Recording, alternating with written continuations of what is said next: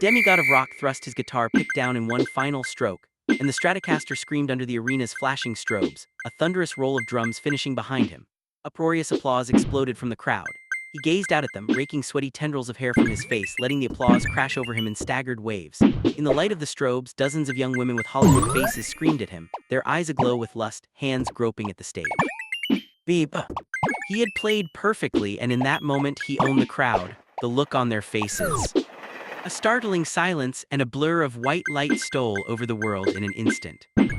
John Archer blinked up at the sterile white glow of halogen tubes, and for a moment had no idea where he was.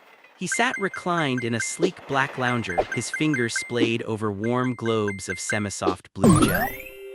"Time up," a cheery voice said.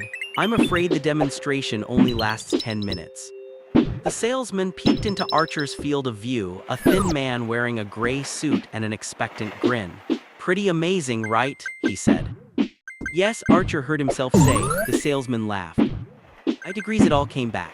He was John Archer, 49, one of several 100,000 wage slaves for the Kittredge Hamashiro Pharmaceutical Zaibatsu. He had lied to his supervisor about an appointment for laser corrective surgery and stolen away from work and into the Dreamscape Neurotech showroom on this Wednesday afternoon. His deception would be discovered, and he would be reprimanded. Bad liars like Archer were always found out. There would be punishment, yes, but he wouldn't be let go. He'd find a way to stumble through some excuse about a scheduling mix-up, a problem at the surgeon's office, whatever. He'd likely be tuning into the network for a few extra Sundays when everyone else was sleeping in or watching hexaball games or whatever his fellow peons did with their free time. A sickly wave of dejection washed over him at the realization, something akin to the reliable disappointment of shuffling into the bathroom of his tiny apartment every morning, only to find the reflection of a fat, balding, overworked John Archer staring sleepily at him from the mirror. The man that eyed him disgustedly from that bathroom mirror had never held a real guitar or won a pretty girl's affection in all his life. "Yes, sir," the salesman said. "Our simulation engineers are the very best in the business." He gingerly stripped the electrode circlet from Archer's head. "Now just imagine if you had this lovely little device in your living room with all the time in the world. The possibilities are endless, Mr. Archer, and that's no exaggeration." It seemed impossible, but there he had been only moments before. The front man, the king of the arena, with long, dark hair and taut muscles, and a legion of gorgeous young women shouting his name. It was nothing like the real-def VR goggle sets he'd tried, or even the SensiCast REM controller hardware suite he'd demoed at the New Frontier Expo in Atlanta. This was something special. Minutes later, Archer stood in an air-conditioned little office staring at the digital contract, a plastic stylus in his hand. The salesman watched him with the practiced patience of a lioness in the high grass, his hands folded in front of him, grinning. Archer couldn't afford the chair, no question about that. The price tag was obscene, a daunting string of numbers that Archer wouldn't see in a year. Blinking at it with the stylus in his hand made his stomach turn over.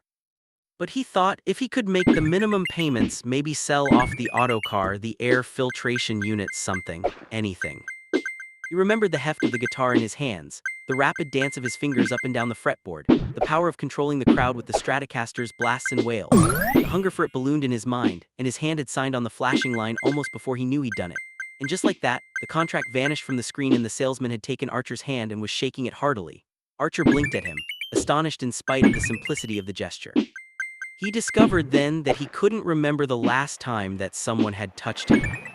"You've made a momentous decision, Mr. Archer," the salesman said, his predator's eyes softened and satiated now. "This product will change your life, I guarantee it." Archer left the soothing AC of the showroom and stepped into the blaring sun in its sickly sky. He felt drunk, a man awash in the intoxicating glow of grand possibility. "Pretty amazing," the salesman had said. That didn't come close to describing it. It was nirvana. What had finally sold him on the chair was a transparent fact that both Archer and the salesman understood. Quite simply, John Archer was nobody. He was just a name on a work roster at one of the dozens of dreadnought corporations that lumbered across the world's economic landscape, stamping out smaller companies and snatching up competitors to devour. He moved numbers, farmed data, generated spreadsheets, analyzed trends. There were millions like him, goggled into their network from home, and he could be plucked out and replaced on a whim. Not a thing in the world would notice his absence. Archer was merely a serial number in a world where social convention and traditional human interaction had become obsolete. This little jaunt over to the showroom had been the first time Archer had had occasion to leave his apartment in weeks, grocery deliveries available day and night. And when the salesman took his hand and shook it without warning, Archer remembered all at once that this is how things used to be. People shook hands and held one another and spoke to each other face to face, like in the movies. Now everyone was plugged in and switched on, network monkeys and keyboard jockeys whose dreams were peopled with blinking cursors and scrolling sprawls of code. The dreams were the worst. Archer felt cheated enough spending all of his waking hours plugged into the network, but now its little minions were shuttling across the loom of his dreams and at no cost to corporate. Archer had no relatives, no friends, no hope for a better station, but for 10 minutes he'd been a goddamn rock star. When the chair arrived the following evening, a Dreamscape neurotech rep in a Navy coverall gave him the rundown, dragging a forefinger down a checklist on a digital pad as he did so. Take frequent breaks, the rep said. Don't use the chair for more than 3 hours at a time. If you let it get away from you on occasion, you'll be all right, but if you make a habit of going too deep for too long, he crooked an eyebrow at Archer, there can be complications. Sure, Archer said, staring at the chair. It gleamed inside its plastic wrap, brand new, waiting for him to take the reins. Now, don't worry, the rep said. There's a system in place to make sure you're in and out as you please. The circlet will emit a beeping sound every half hour to remind you that you're still in the simulation. You probably heard it during the demonstration down at the dealership. It's built into that one, though it's on a shorter timer on the demo model. Now, just in case the beeping doesn't jostle you out of it after a long enough stretch, the unit has a failsafe that'll cause it to shut down. It's hard-coded in, and tampering with it's dangerous. Also voids the warranty, so best not to go poking around in the thing's guts no matter how much you come to enjoy yourself. Know what I mean? Understood, Archer said, and couldn't help a little smirk. It was hardly the rep's business to know that hard-coding was John Archer's wheelhouse, and that he'd bypassed some fairly advanced hardware in his younger days before honest work had found him and he relinquished himself to the hive. So is that it then, he said. He was getting impatient, but on a day like this when the chair had come into his life, he could deal with a bit of inconvenience and take it in stride. Just not for too much longer. You know how to get set up and strap the circlet on already, and you're acquainted with how to pilot the experience using the globes on the handrests. But there's a manual included here if you need it, and you can tune into our network anytime with any questions. What you will need to know is this. Each model is assigned a kill phrase to be spoken aloud when you're ready to exit the simulation.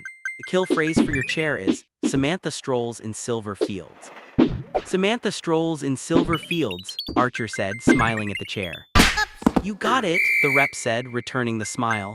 Just need your signature here to confirm delivery and you're ready to go. Archer signed. The rep patted him on the shoulder and left him alone in his apartment with his new beloved. Archer stared at it for a long moment, wondering at it like a boy might wonder at the contents of a wrapped present, its ribbon gleaming in the colored lights of a Christmas tree. He moved to the window and regarded the world outside. An arc sodium lamp buzzed above a crumbling cluster of derelict storefronts across the street. Drug pushers sometimes peddled their deadly wares in the mall's long shadows, and once he'd heard submachine gun fire rattling off in the street. Screams, the screeching of tires. Some time later, the wail of sirens. His apartment had been awash in the flashing red lights of police cruisers and emergency vehicles shortly thereafter. It turned out that a neighbor had been gunned down as she stepped out of her apartment to take her son to the hospital. Her name was Lauren Ratzinger. The child was unharmed, but for the brain-rattling trauma of seeing his mother shot to death in front of him because he kept complaining about his earache. It got back to Archer that the boy became a ward of the state. The police decided that the murder was likely a gang initiation ritual, and Lauren Ratzinger was killed because she just happened to be there. As far as Archer knew, no suspects were ever apprehended, and the world moved on. Archer had never left his home at night again since. But that was all over. His new and wondrous apparatus would unlock gateways to countless realities, a skeleton key of the imagination. Archer sat in the chair and let himself settle in. He ran his fingers over the blue gel globes on the ends of the armrests and squeezed a little. The globes gave willingly enough, then resumed their form. He wrapped the Trode circlet around his head, closed his eyes, and switched on. He was yanked unceremoniously from a deep-sea diving expedition 3 hours later, the Trode circlet winding down with a robotic sigh. The beeping sound had come and gone, as the rep had said it would. Archer had acknowledged it each time, and then moved on, flying headfirst into bright new fantasies, one after another, with the scatterbrained indecision of a child at an amusement park. Finally, the failsafe had triggered as promised, and here he was again, John Archer, professional pawn and constant failure. He spent the next several hours poring over the chair's manual and trawling online forums for information about the failsafe and the code language used to trigger it. He decided that disabling it was well within his area of expertise, and so gathered his tools and got to work performing a bit of impromptu surgery. The chair lost a bit of its sleek showroom glam, having had its side panel ripped open and its guts jostled about, but there would be no more irksome interruptions save for the elusive source of the beeps, what Archer would come to think of as Samantha announcing herself. His operation a success, Archer settled back into the chair and switched on. There were wonders beyond words. Colors, lovers, banquets, music. He enjoyed them all in turn, and when he'd had his fill, he went soaring into a crystalline sky, infinite worlds above him, all within his reach. Samantha strolls in silver fields, he said at last, and when he emerged, a full 15 hours had passed. He was struck at once with an acute bout of vertigo, his vision churning and vibrating, a filmmaker's approximation of some far-out hallucinogen trip. It was morning, the sun blazed in from a sepia sky, and he would be expected to log into Kittredge Hamashiro's network soon, just a name on the roster again. He remembered that he would have some explaining to do about the falsified appointment, bad noise with the bosses. Lots of "I'm sorry, sir, and it won't happen again, ma'am, and thank you so much for giving me another chance. I won't let you down, sir, count on it," Archer scoffed at the empty room. He stood and shut the blinds, then went to the bathroom and relieved himself. He filled a jar at the sink and gulped down a quart of water, then ensconced himself amid the smooth curves of the black chair and switched on again. The Trode circlet whined to life. He swam amidst a pod of mermaids in the peerless blue-green of the Aegean. Beep. He made love to women with shifting, swirling faces, each more beautiful than the last. Beep. He ate dates and cheese and wild strawberries and discussed the politics of Rome with a young Octavian, and he commanded legions from atop his warhorse. Archer was terminated from Kittredge Hamashiro soon afterward, though he could no longer be sure when. The days passed strangely, time zipping by in machine gun bursts. The blinds remained shut and kept out the sun, and the very idea of time seemed not to have any substance or meaning anymore. When Archer wanted daytime, he switched on and found it. He summoned up a brand new sky blue, like he'd seen in the movies, with a sun that shone not through the poison that he'd known all his life, but on white clouds and on rolling, glittering oceans. And when the money stopped coming and the payments for the chair came due, John Archer would do just about anything to keep those precious blue skis and those shining seas. And he did. Within what must have been 2 months, Archer's reflection had withered to a mere suggestion of its former self. He was reminded of something he'd seen on a history piece about Nazi concentration camps back in the 20th. There was some elemental thing missing from his eyes, and it frightened him that he didn't understand what it was, but he was strangely comforted that something new had come to replace it, the wry knowing of a lunatic's secret. Grisly purple stitch wounds glared from where he'd swapped his kidneys with the ghoulgangers in Loton to pay his third bill to Dreamscape Neurotech. The vat-grown replacements jammed rail spikes of pain into his guts when he moved wrong. But none of that mattered, not in that place where he was king, Trode-crowned and gel-sceptered on his black throne. Archer stared at his reflection, dark crescents under his eyes. I'm beginning to love the chair like those junkies outside my window love their chemicals, he thought, and laughed wildly. Twice he'd nearly forgotten the kill phrase and wandered overlong in false reality. The companionable beep was fatting to a whisper. Archer sat in the chair and switched on. The electric whine of the Trode circlet bloomed. It sounded to John Archer like going home. He negotiated peace treaties with alien ambassadors from distant worlds. Beep. He oversaw the construction of a Cyclopean statue in his own likeness in ancient Thebes. Beep. He was the mad god of his own splintering universe. By the time the kill phrase finally escaped him at the brink of his memory, the gaunt thing that had been John Archer wandered confused and starving, lost in swirling snow and interminable silver fields. The wasteland stretched to the horizon in every direction, a rolling sea of mercurial snow that glimmered like chrome and threw back the blinding sun.